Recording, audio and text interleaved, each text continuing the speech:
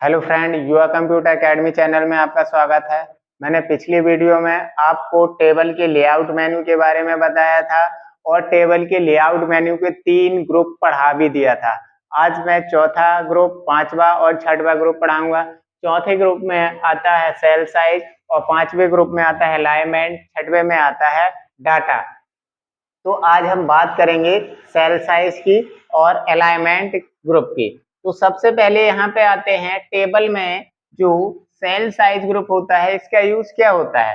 तो सेल जो होता है टेबल में, अपने जो सेल होते हैं, सेलों में जो भी चेंजेस करना है अपन को, या सेल को छोटा करना है, बड़ा करना है, टेबल के सेलों को, तो उसके बारे में यहाँ पे बात होगी। बात करते हैं सबसे पहले सेल साइज में जो ऑप्शन आते हैं, तो 5 ऑप्शन होते हैं। कितने? ऑटो फिट, दूसरा ऑप्शन आ जाएगा टेबल रो हाइट का, तीसरा ऑप्शन आ जाएगा टेबल कॉलम विड्थ का, और चौथा ऑप्शन आ जाएगा डिस्ट्रीब्यूट रो का, और पांचवा ऑप्शन आ जाता है डिस्ट्रीब्यूट कॉलम का। तो चलो इनका यूज देखते हैं कि यूज क्या होता है। सबसे पहले आते हैं ऑटो फिट में। तो ऑटो फिट में क्लिक करोगे तो इसके 3 ऑप्शन ओपन होते हैं। कितने ऑप्शन ओपन होते हैं इसके? 3 ऑप्शन। पहला ऑप्शन ओपन होता है यहाँ से auto fit contents, auto fit content, content. फिर आता है second auto fit window, auto fit window. और तीसरा ऑप्शन आता है fixed fixed fixed column width. तो बात करते हैं इसमें पहला ऑप्शन ऑटो फिट कंटेंट्स की। जब हमारे एमएस वर्ड के पेज में कोई टेबल ऐसे इंसर्ट रहती है, तो इस ऑप्शन में क्लिक करने से ये टेबल क्या हो जाती है, ऐसे कॉन्टे में छोटी सी हो जाती है। किस साइड? लेफ्ट साइड में। और ऑटो फिट विंडो का यूज क्या होता है?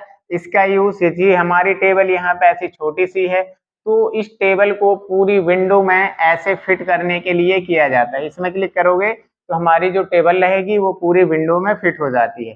फिर आते हैं फिक्स्ड कॉलम विड्थ में। तो इसका यूज होता है कॉलम की चौड़ाई को फिक्स करने के लिए। जैसे हम जब प्रैक्टिकल करते हैं तो किसी सेल में लिखते हैं, जैसे मैंने यहाँ सेल में कुछ लिखा और लिखते लिखते ये सेल में मैं क्या कुछ डेटा ज्यादा लिख देता हूँ, तो ये सेल की चौड़ाई बढ़ती जाती है। क्या हो जाती है? ये सेल की चौड़ाई ऐसे बढ़ती जाती है। और यदि मैं ये सेल की चौड़ाई को फिक्स करना चाहता हूँ तो फिक्स कॉलम विड्थ का यूज किया जाता है। फिर आते हैं नेक्स्ट, इसके बाद table row height. Table row height का यूज हो जाता है टेबल में सेलेक्ट रो की हाइट को छोटा और बड़ा, या टेबल रो हाइट का यूज टेबल की रो की हाइट को कम और ज्यादा करने के लिए इसका यूज किया जाता है। इसमें आप जाओगे तो यहाँ पे एक ऐसा ऑप्शन मिलता है, यहाँ पे ये 2 बटनें बनी हुई होती हैं और यहाँ पे कितनी हाइट है वो लिखा हुआ था। ऊपर वाले बटन का यूज करोगे ऐसे, तो मान लो इस कॉलम इस रो में अपना कर्सर है, तो ये रो क्या हो जाएगी, रो की हाइट ऐसे ऊपर ऐसे बढ़ती जाएगी, मतलब ये रो की हाइट को कम और ज्यादा करेगी। कौन सा? Table row height. फिर बात करते हैं टेबल कॉलम विड्थ। तो टेबल कॉलम विड्थ जो होता है ऐसे इसमें भी होता है यहाँ पे। तो टेबल के कॉलम की चौड़ाई को कम और ज्यादा करने के लिए ध्यान रखना, रो कभी भी क्या होगी, रो की हाइट कम और ज्यादा होगी और कॉलम की चौड़ाई कम ज्यादा होगी। ठीक, तो यहाँ पे बात किसकी हो रही है? कॉलम विड्थ की, टेबल कॉलम विड्थ की। तो मान लो मेरे को ये कॉलम क्या करना है और इसको चौड़ाई देना है, तो मैं इस कॉलम में क्लिक करूंगा और टेबल कॉलम विड्थ में क्लिक करूंगा तो इसकी हाइट क्या है, सॉरी विड्थ, चौड़ाई बढ़ेगी। जितनी करना है मैं यहाँ से इसको हैंडल कर लूंगा।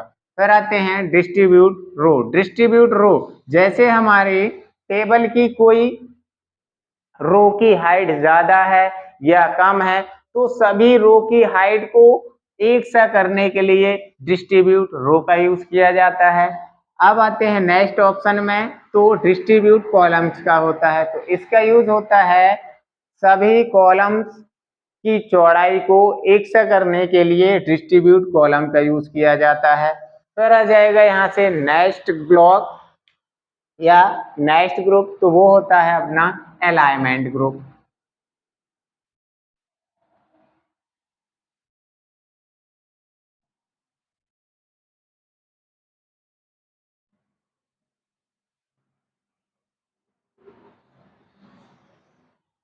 तो बात करते हैं यहाँ पे अलाइनमेंट ग्रुप की। तो अलाइनमेंट ग्रुप क्या होता है? अलाइनमेंट मतलब जैसे alignment left right top bottom centre, ये सब क्या है? अलाइनमेंट होते हैं। तो यहाँ पे बात हो रही है टेबल की, लेकिन किसकी हो रही है? टेबल की। टेबल की। तो जो टेबल होती है, टेबल के सेल में, किसमें? टेबल के सेल में अलाइनमेंट लगाने के लिए इस ग्रुप का यूज किया जाता है। इसमें जो ऑप्शन आते हैं वो होते हैं, पहला ऑप्शन आ जाएगा इसमें align top, align top left, left. फिर आ जाएगा second align top right, align top right. फिर आ जाएगा यहां से अलाइन टॉप सेंटर, क्या जाएगा? Align top centre, align top centre.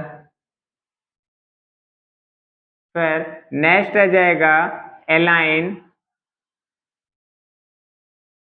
Centre, align centre right का। फिर आ जाएगा नेक्स्ट अलाइन सेंटर। फिर आ जाएगा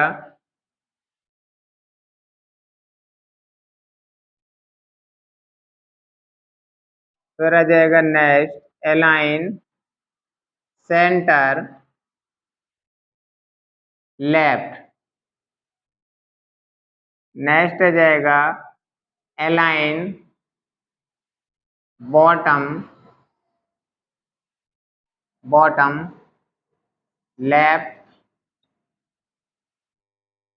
अलाइन बॉटम राइट। और आ जाएगा यहाँ से align bottom, align bottom centre. और नेक्स्ट ऑप्शन आएगा यहाँ से इसमें टेस्ट डायरेक्शन, क्या जाएगा? टेस्ट डायरेक्शन, टेस्ट डायरेक्शन का। और 11 नंबर में आ जाएगा यहाँ से इसमें cell margin, cell margin, margin. ठीक। तो यहाँ से इनके कुछ ऐसे सिंबल होते हैं छोटे छोटे बॉक्स में, जैसे ये है। फिर आ जाएगा राइट में, तो यहाँ से ऐसे राइट में जाएगा, सेंटर में ये, यहाँ पे सेंटर में ऐसे इनके आइकन होते हैं। तो बात करते हैं यहाँ पे, जैसे पेज में अपन अलाइनमेंट लगाते थे वैसे इनका यूज है, लेकिन ये सेल में यूज होंगे टेबल के। बात करें यहाँ से, जैसे मैंने यहाँ पे लिख दिया राम, लिख दिया, क्या लिख दिया? राम। तो यदि यहाँ पे मेरे को ये कौन सा लगा है, सेल के अंदर कौन सा मार्जिन है? अलाइन टॉप लेफ्ट, मतलब सेल के अंदर सबसे ऊपर लिखेगा और लेफ्ट से। यदि मेरे को सेल के अंदर यहाँ पे लिखना है सबसे ऊपर और सेंटर में, तो मैं कौन सा? अलाइन टॉप सेंटर यूज करूंगा। और यदि मेरे को यहाँ राइट में लिखना है कुछ भी, तो अलाइन टॉप राइट का यूज करूंगा। तो नेक्स्ट ऑप्शन आ जाता है अलाइन सेंटर राइट। तो अलाइन सेंटर राइट, अब सेंटर मतलब सेल के बीचों बीच, अलाइन सेंटर राइट मतलब ये वाला है अपना, यहाँ पे लिख जाएगा। और बात करें अलाइन सेंटर की, तो अलाइन सेंटर में यहाँ पे लिख जाएगा। बात करते हैं अलाइन सेंटर लेफ्ट की, तो यहाँ पे लिख जाएगा। फिर आ जाता है अलाइन बॉटम लेफ्ट। तो अलाइन बॉटम लेफ्ट, बॉटम मतलब सेल में अब सबसे नीचे से लिखेगा लेफ्ट साइड में।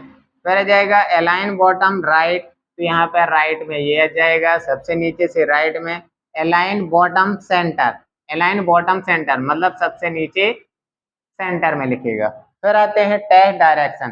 टेस्ट डायरेक्शन क्या होता है, सेल के अंदर जो भी डेटा लिखा हुआ होता है उसको डायरेक्शन में या डिग्री वाइज घुमाने के लिए यूज किया जाता है। जैसे मैंने बोल दिया यहाँ पे लिखा हुआ है राम, यदि मेरे को इसको यहाँ पे ऐसे लिखना है राम, तो ये क्या आ जाएगा डायरेक्शन, यहाँ भी आ सकता है यहाँ भी आ सकता है, इससे टेस्ट डायरेक्शन से। फिर आता है सेल मार्जिन।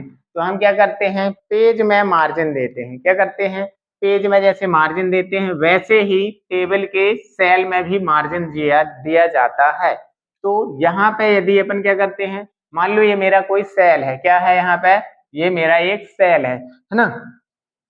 तो यहाँ पे मार्जिन क्या होता है, ये अपना मार्जिन होता है, इसको क्या बोले जाएंगे, ये है टॉप मार्जिन, ये है bottom, bottom left sorry right, और ये होता है लेफ्ट। ठीक, तो इसमें क्लिक करोगे तो एक बॉक्स ओपन होता है, ठीक है, उसमें अपन को ये top bottom left right margin देना होता है। ठीक, तो मार्जिन मतलब होता है हाशिया, मतलब जो सेल के अंदर डेटा लिखेगा अब वो ये स्थान छोड़कर लिखेगा, कौन कौन सा ये। तो यहाँ पे अपन को कितना स्थान छोड़ना है, बॉटम में कितना छोड़ना है, लेफ्ट में कितना और राइट में कितना, यहाँ पे गैप छोड़ने के लिए सेल मार्जिन का यूज किया जाता है। हेलो दोस्तों, यदि मेरी वीडियो पसंद आई हो तो लाइक करना और सब्सक्राइब करना। धन्यवाद।